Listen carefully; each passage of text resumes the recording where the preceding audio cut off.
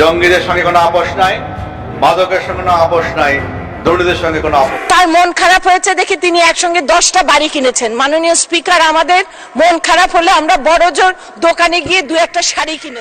সম্মানিত ভিউয়ার্স, আসসালামু আলাইকুম। দেশ এবং প্রবাসে, দূরে এবং কাছে, যে যেখান থেকে আমাদের ভিডিওটির সাথে সংযুক্ত হয়েছেন সকলকে আন্তরিক শুভেচ্ছা অভিনন্দন। দর্শক, স্ক্রিনের শুরু থেকে ভিডিওর ক্লিপ দেখেছেন এবং ভিডিও সংবাদ শিরোনাম দেখেছেন। প্রিয় দর্শক, আজকে কিন্তু আপনারা খুবই ইম্পর্টেন্ট একটি ভিডিও ক্লিপ দেখার জন্য প্লে করেছেন। সবাইকে অনুরোধ করব আজকের এই ভিডিওটি কন্টিনিউ করবেন, কারণ আজকের এই ভিডিওতে এমন কিছু তথ্য আছে পুলিশ প্রশাসনকে নিয়ে, বাংলাদেশের পুলিশ বাহিনীকে নিয়ে, আপনারা শুনলে এবং জানলে অবাক হয়ে যাবেন। আর এই পুলিশ প্রশাসনকে কিন্তু সবারই দরকার হয়। বাংলাদেশের জনগণ যারা আছেন, কেউ হয়তো তাদেরকে মনে মনে ভালোবাসে, কেউ কেউ মনে মনে ঘৃণা করে, কেউ তো বাস্তবতা তাদেরকে ঘৃণা করে। আমার মনে হয় বাংলাদেশের পুলিশ প্রশাসনকে কেউ ভালো জানে না, কারণ তাদের যে কর্মকাণ্ড ভালো জানার মতো কোনো কথা না। প্রিয় দর্শক, শুরু থেকে যে ভিডিও ক্লিপটা দেখেছেন, এখানে কিন্তু ইয়াবা ট্যাবলেট নিয়ে একজন সাধারণ জনগণকে যখন ঘুষ চাইছে, সে একটি গাড়িতে উঠে যখন সে ঘুষ দিতে চায় না, তখন সে চেক আপ করার নামে, মানে তাকে চেক করার নামে তার কাছে কি আছে, কোনো অবৈধ জিনিসপত্র আছে কিনা এই সাধারণ পাবলিকের কাছে, তখন এই এসআই কিভাবে তাদেরকে অতি সহজে পকেটের মধ্যে ইয়াবা নিজেই ঢুকাই দিয়ে এবং মাদকদ্রব্য ঢুকাই দিয়ে বলতেছে যে তোমার কাছে এই মাদকদ্রব্য পাওয়া গেছে। দর্শক, এই ঘটনাটি বাইরের এক ভাই অনেক সুন্দর করে ক্যামেরা করে ফেলছে এবং হাতে নাতে ধরা পেল এই পুলিশ প্রশাসন, পুলিশ বাহিনী, এই পুলিশ এসআই। আসলে আমি বলবো না সব পুলিশই খারাপ, তার কারণ সবাই যদি খারাপ হতো তাহলে হয়তো দেশ চলতো না। প্রিয় দর্শক, কিছু হাতে গোনা কয়েকজন পুলিশ ভাইদের জন্য বাংলাদেশের অন্য অন্য পুলিশ ভাইদের বদনাম হচ্ছে এবং সোশ্যাল মিডিয়াতে হেয় প্রতিপন্ন হচ্ছে। প্রিয় দর্শক, আপনারা এই যে বেনজির আহমেদকে নিয়ে যে বাংলাদেশে সে তোড়পাড় চলতেছে, ঠিক আমার তো মনে হয় এই ধরনের ঘটনাগুলো সে যে গডফাদার, সে যে বীজ রোপণ করা গেছে বাংলাদেশে, এই ঘুষ নেওয়ার পন্থাটা হয়তো আমার মনে হয় সেই জানাই গেছে। কারণ সে এই 36 বছরের চাকরি লাইফে 2 কোটি টাকা তার বেতন পেনশন সহ হয়, সেখানে সে হাজার হাজার কোটি টাকার মালিক। তো দর্শক, আমি বেশি কথা বলবো না, চলুন সেই ভিডিওটি দেখে আসি কিভাবে ইয়াবা ট্যাবলেট সাধারণ জনগণের পকেটে ঢুকিয়ে দিয়ে কিভাবে পুলিশ ঘুষ নেওয়ার চেষ্টা করল। চলুন দেখে আসি। এভাবে আপনি করতে, আপনি পড়তে আপনি টাকা নিচ্ছেন কেন? আপনি এইভাবে আপনি অন্য জায়গার পার্টি, এই যে এই ভাই আপনার কাছে টাকা নিচ্ছে না, আপনি ওয়াইফ নিয়ে যাচ্ছেন না, আপনার কাগজপাতি সবই আছে, তারপর উনি টাকা নিচ্ছে কেন?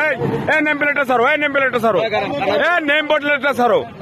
হ্যাঁ, ক্রাশ সিরাজুল না? আচ্ছা ঠিক আছে ভাই, আপনি জানান তো আপনি কানাইপুরের পার্টি না কোন পার্টি?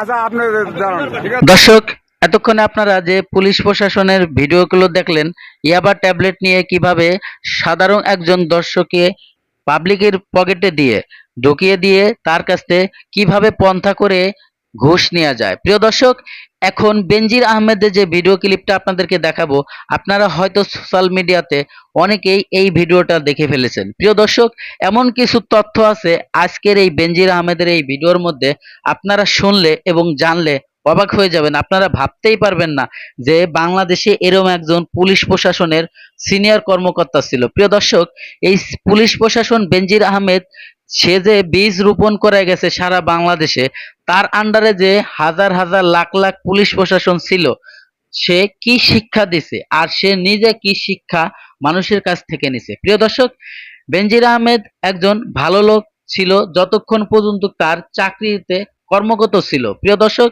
এই যখনই সে চাকরি থেকে অবসর নিল, প্রায় আনুমানিক 2 বছর আগে, তখনই তার কুকর্মর কথা ফাঁস হয়ে গেল। আপনাদের কি মনে হয় যে এই বাংলাদেশের যারা এই পুলিশ প্রশাসন, যারা সিনিয়র লেভেলে যারা চাকরি করে এবং দুর্নীতি কমিশন যারা বিভিন্ন সেক্টরে যারা দুদকের হয়ে কাজ করতেছে, আজকে যার বিপক্ষে মামলা লড়তেছে, ব্যারিস্টার সুমন ভাই কিন্তু কখনোই জানতো না। যদি জানতো যে বেনজির আহমেদ হাজার হাজার কোটি টাকা দুর্নীতি করেছে, হয়তো সে 2, 4, 5 বছর আগেই সে মামলা লড়তো, আর আমরাই হয়তো জানতে পারতাম। দর্শক, বেনজির আহমেদের মতো লোক এই গোপনে থাকে, আর তার মুখ থেকে 0% টলারেন্স, দুর্নীতি করা যাবে না, মাদকদ্রব্য নেশামুক্ত বাংলাদেশ, তার মুখ থেকে এই ধরনের কোনো কথা বের হওয়া সাজে না, কারণ সে নিজেই একজন দুর্নীতিবাজ। দর্শক, আমি বেশি কথা বাড়াবো না, চলুন বেনজির আহমেদের সেই দুর্নীতিবাজের প্রতিরোধ করতেছে এবং পুলিশ প্রশাসনকে কোর্স করাচ্ছে আপনারা দুর্নীতি করবেন না, ঘুষ নেবেন না, অথচ সে নিজেই কিন্তু দুর্নীতিবাজ, ঘুষখোর। তো চলুন আমরা সেই ভিডিওটি দেখি, উনি কি মন গড়া কথাগুলো বলেছিলেন, শুনে আসি। দুর্নীতির বিরুদ্ধেও আমাদেরকে শূন্য সহিষ্ণুতার নীতি বলবৎ করতে হবে। আমি চাই তোমরা এই প্রায় 1300 সদস্য, নবীন সদস্য বাংলাদেশ পুলিশে দুর্নীতির বিরুদ্ধে জিহাদ ঘোষণা করবে এবং দুর্নীতির বিরুদ্ধে হুইসেল ব্লোয়ার হিসেবে দায়িত্ব পালন করবে। 41 সালে মাননীয় প্রধানমন্ত্রীর নেতৃত্বে উন্নত দেশে পরিণত করা অনেক কোনো চিন্তা নয়, স্বপ্ন নয়, এটা বাস্তব এবং সেই বাস্তবতা